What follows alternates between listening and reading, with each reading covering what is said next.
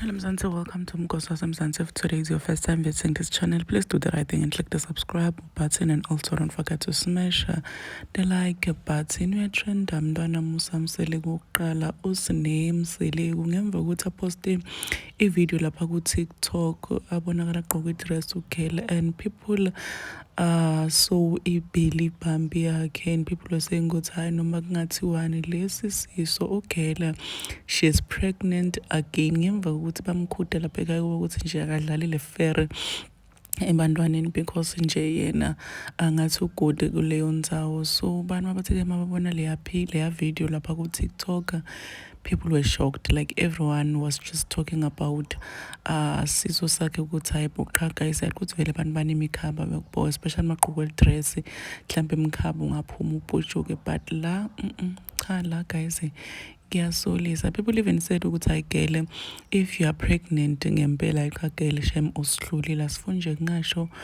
usihlulile wena lihle sesiyokubona iqebo lethu because girl awukhudeki. And people are saying ukuthi uma Musa Msele kangeva ukuthi uSine she's pregnant, we wonder what's gonna happen. Ngathi kusatoshuba laphana ku-Uthando onesithembu because yadi ukuthi wonke umuntu emndenini wakhe akafuni ukuthi uSine abe pregnant because uSine uba pregnant bantwana aqinise lapho angabanakekeli nje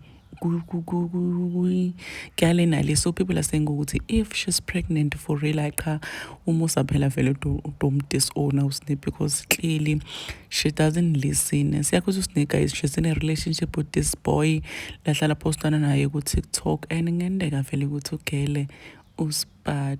Please do comment what you think below down comment section. I'm signing out, so goodbye.